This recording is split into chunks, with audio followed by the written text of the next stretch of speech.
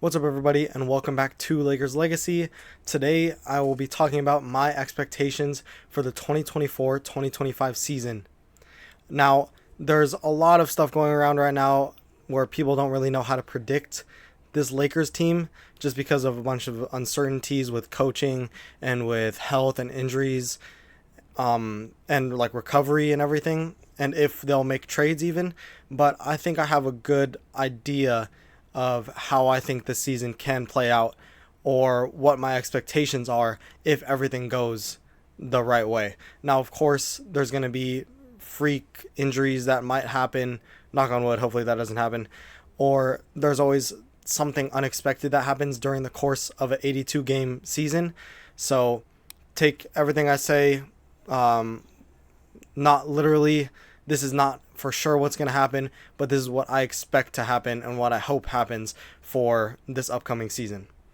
Now, the way I'll do this is I will talk about the Lakers as a whole, and then I'll go through some of the coaching stuff, the coaching side that I want to see, what I want to see changed and implemented, and then I'll go player by player for who I think will actually get some game time and will get some run during the regular season.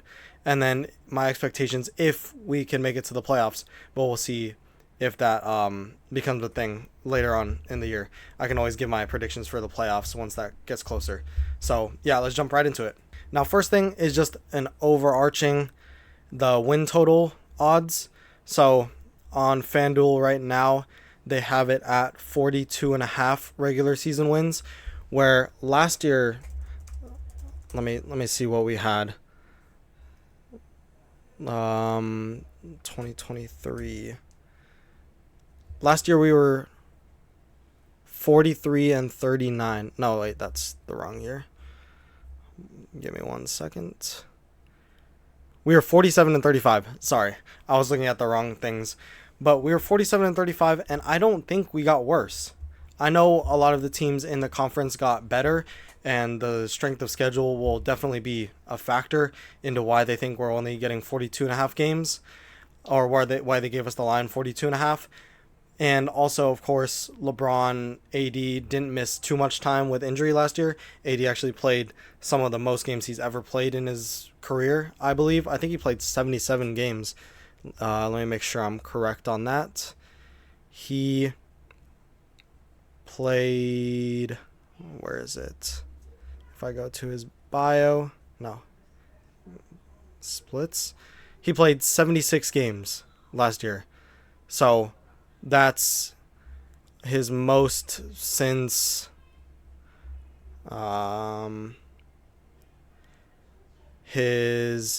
the most in his career, actually. 76 games. So, of course, we don't know if that'll continue, but I'm thinking it will. But obviously that's a huge part into why we won so many games. He's a defensive anchor, in my opinion, the best defensive player in the NBA, and he impacts it at such a high level that, of course, we're going to get those extra wins if he's on the court. So I think we will actually get over this number. I don't think by much. I think we will be around 46 to 48 wins. So right around the same as last year. I think we can get to 50 plus, but I think we'll be right around that 45 to 47 mark, and we will end around the 5 to 7 seed, maybe looking to push up into the top 4 and get home court advantage for the first round. So that's what I think as far as standings. I think we will have a mid-tier defense. Obviously, when you have one of the best defensive players in the NBA, your defense isn't going to be the worst in the league. Let me see what our defense was last year. So if I look up NBA defensive rankings, or just the stats, and we go back to last year. Yep. We had the 12th ranked defense last year. I think we'll be right around that same mark, maybe be able to push it a little bit higher now that we have Gabe Vincent, who's a decent point of attack defender and a good guard defender who's scrappy and he hustles. And if we get Vando back a couple weeks into the season, hopefully, which he should be back within a reasonable time, and his like timeline looks to be set. I didn't read the article all the way through, but I saw something earlier saying that there was no setbacks and he should be scheduled to return on time and as planned. So if we get him back, JJ Redick's already said he has a defense made for Vando.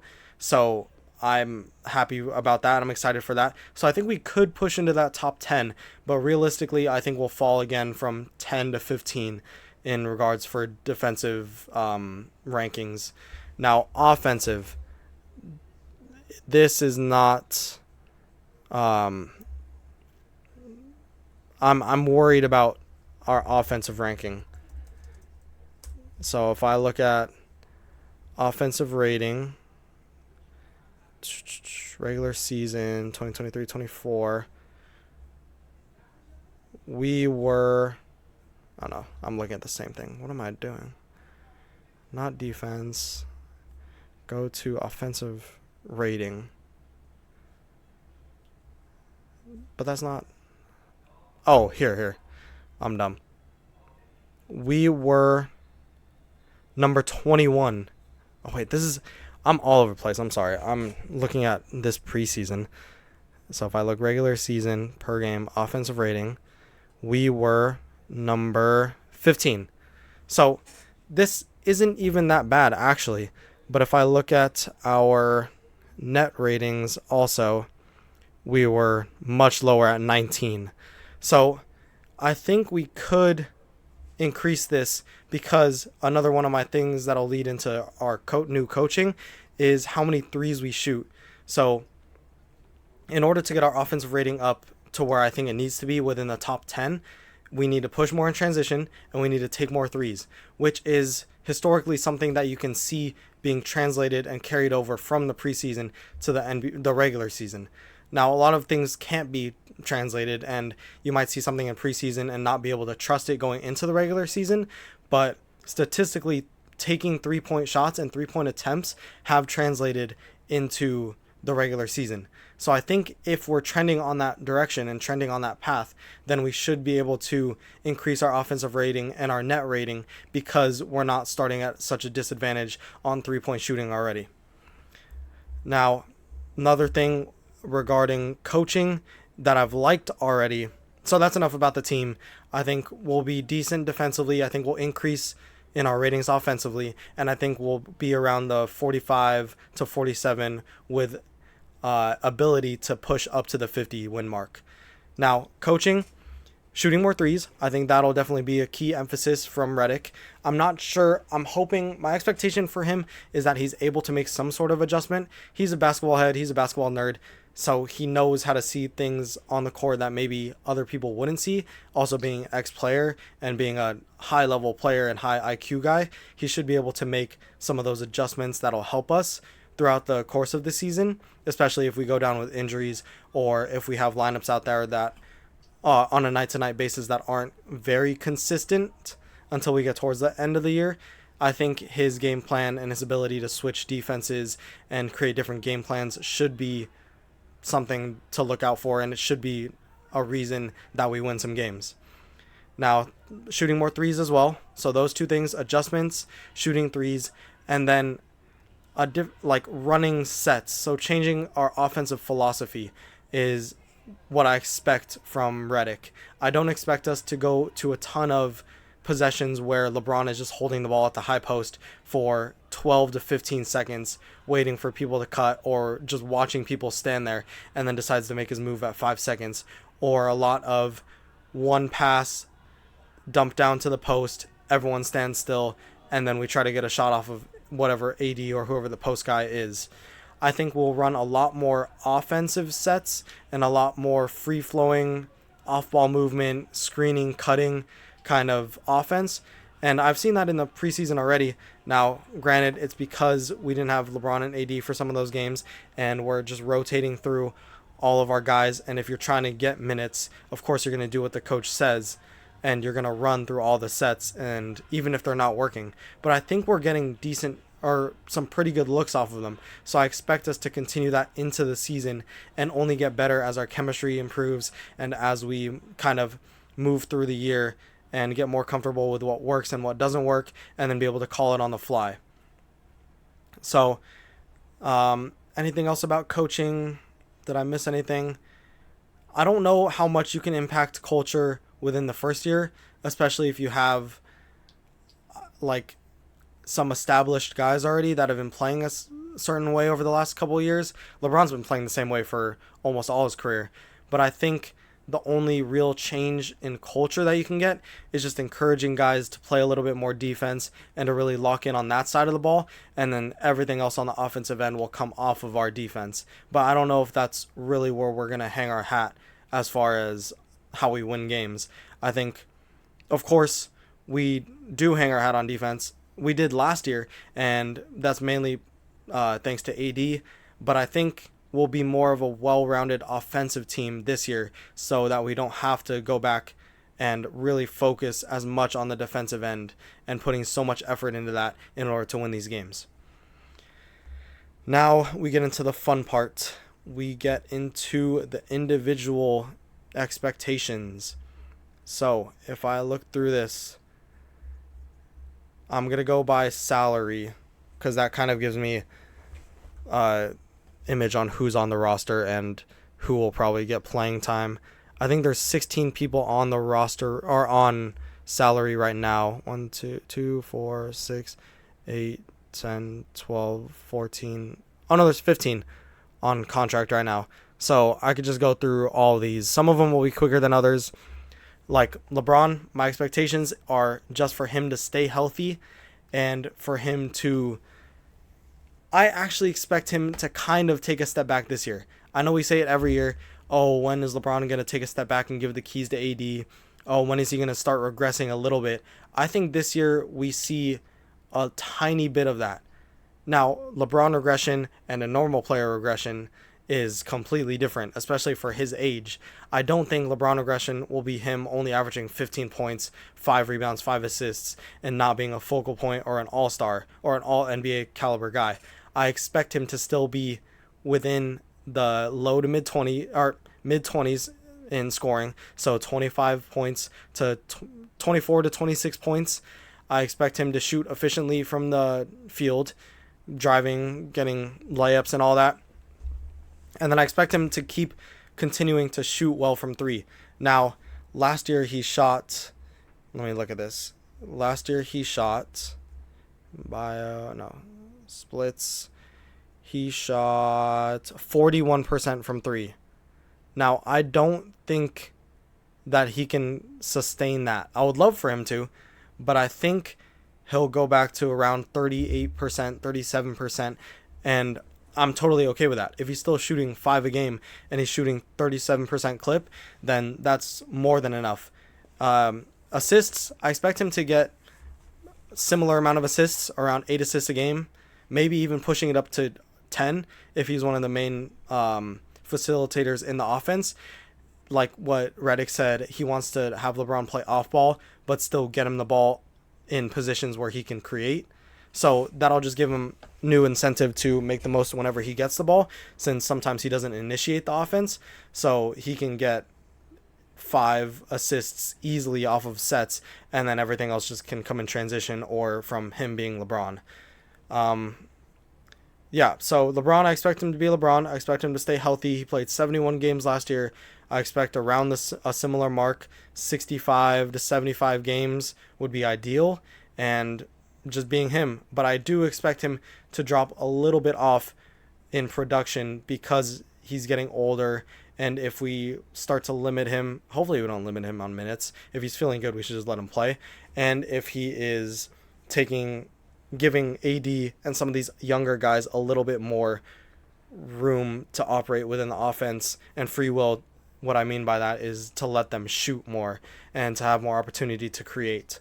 That could take away from some of his stats. Now, AD, we talked about it already in this show, that in this video, that we expect him to be, or I expect him to be the anchor of the defense once again, and I expect him to be all defensive first team. I actually expect him to win Defensive Player of the Year this year. I think he could have got it so many other times in his career, but I think this is his year where he finally establishes himself as that number one premier defender to everyone else I already know it. Lakers fans already know it. But I expect him to become that to everyone around the world and for him to finally win one. It would be a shame if he retires and doesn't win a single Defensive Player of the Year. I don't expect him to play 76 games. I think he can be around that 70 game mark again.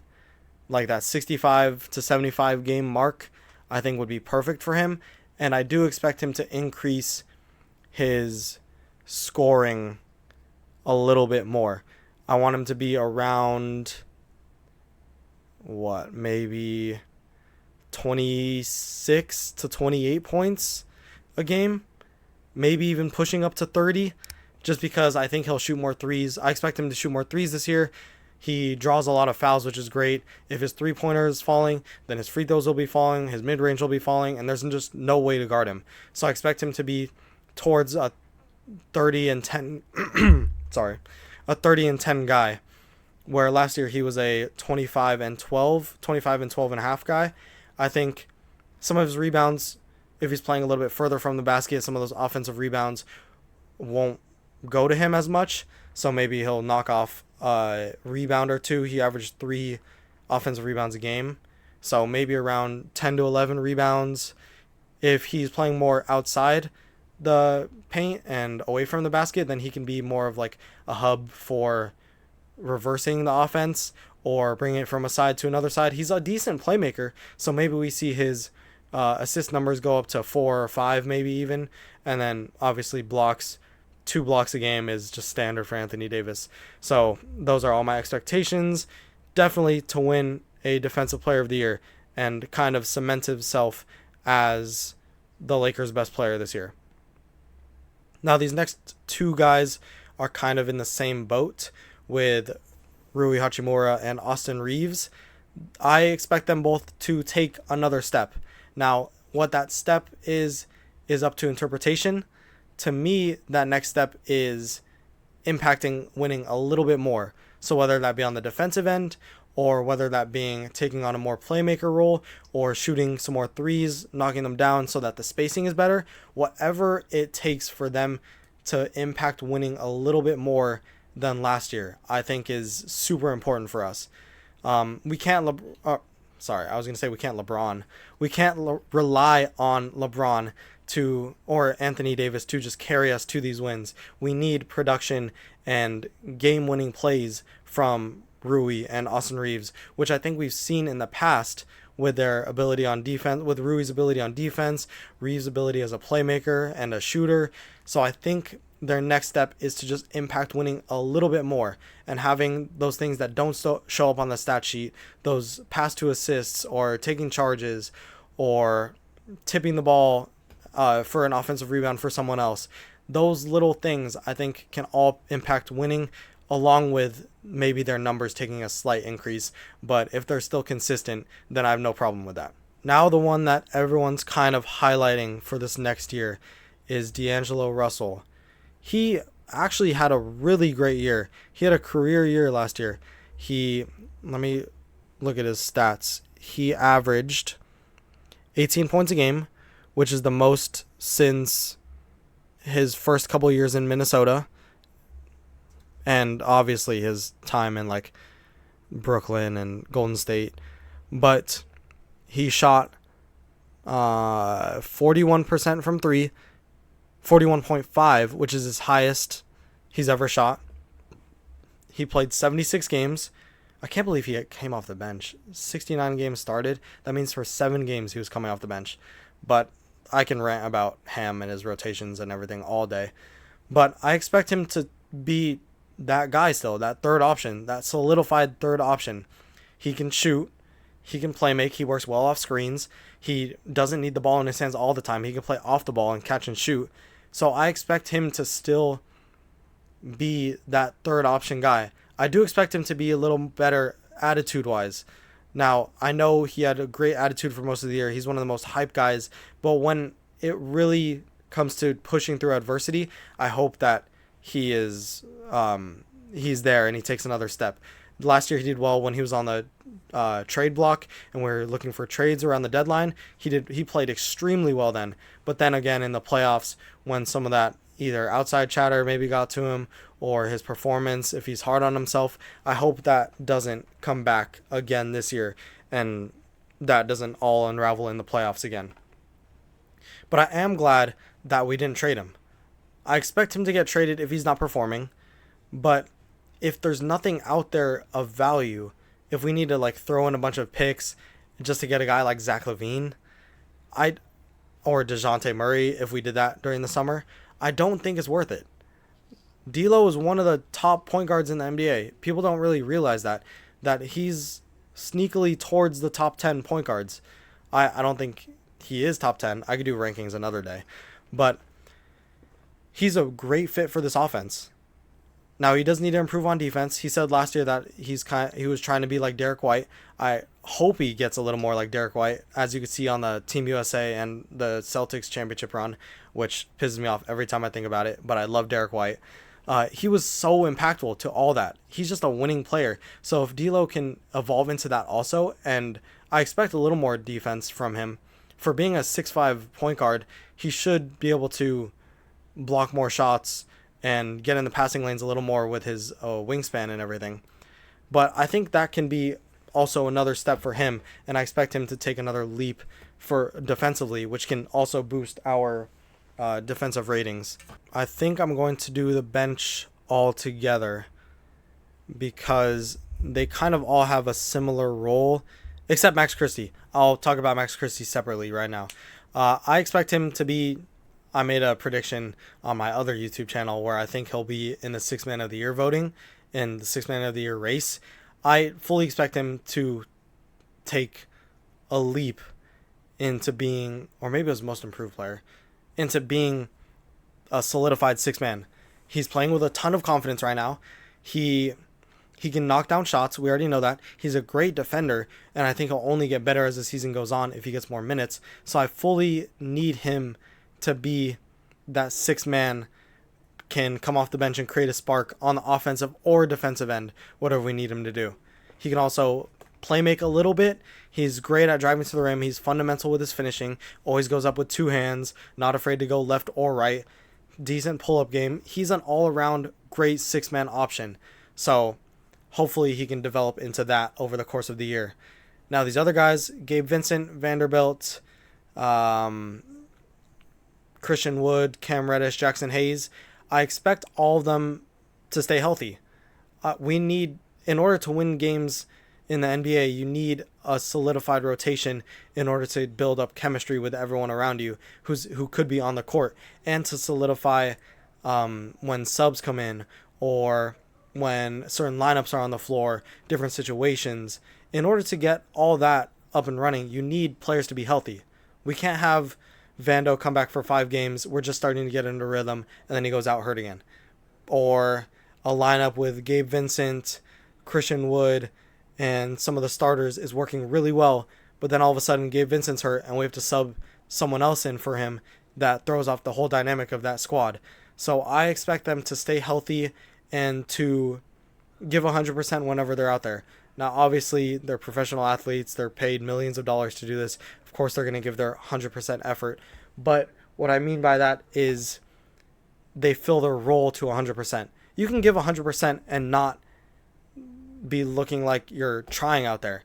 But if you're 100% bought in to the system and to the culture of the team and to your role, then you can see it. It's much more noticeable on the court. So for someone like Jackson Hayes, he needs to rim run at 100% speed. He needs to get every single defensive rebound, not allow any second chance opportunities. And he needs to go up with authority every single time he comes off that little short roll. So that's giving 100%, not him trying to chase down block everyone or go for every steal or try to win it all back if he makes a bad play. I'm just picking on Jackson Hayes. I don't think he actually does this. And try to shoot 15-footers out to 3-point line to show that he can improve his range and give 100% in that. But if everyone is giving 100% to their role off the bench, then this can be a really good squad. Now with Hood Schifino and Connect, I expect them to be... Well, actually, I'm going to separate Connect from Schifino. I think Connect will be. I expect him to be kind of like Jaime Jaquez. Obviously, I don't think he's as good as Jaime, and I don't think he'll have as much opportunity as he did. But I think he can be a guy that also impacts winning. He's a better shooter than Jaime Jaquez. I want him to be a 35 to 40% 3-point shooter, shooting 3 to 4 of them a game, and I expect him to be a solid defender. Now, not someone like Vando or McDaniels or any of these other guys, Herb Jones. Like, no, he's not going to be that, obviously. But I need him to be solid. I need him to not get picked on the defensive end, and I need him to not be a liability on offense, which I don't think he will be. I expect him to be just solid all around on offense. He's developed well over his 4 years in college, and he's already shown that in the preseason that he's going to be a real offensive threat. So I'm excited for his year as well. And then now we get into Hood Schifino, Maxwell Lewis, and Bronny James. I expect them to keep developing. I really am wishing the best for all three of them. I was really high on Maxwell Lewis when we drafted him from Pepperdine last year, but I think he needs a little bit more time. All three of them need a little bit more time in the G League. I know Hood Schifino played really well in the G League, but you can also kind of see that there is a drop-off when he gets put into real NBA games. He's playing much better than last year, and I was impressed with some of his preseason games, but I think he needs a little bit more time, or maybe just stick him on the roster, but have him be a practice player and get spot minutes here and there. And I think that can do a lot for his development also. I just expect them to learn as much as they can, especially for Bronny. He's the 55th pick. People have way too high expectations for him.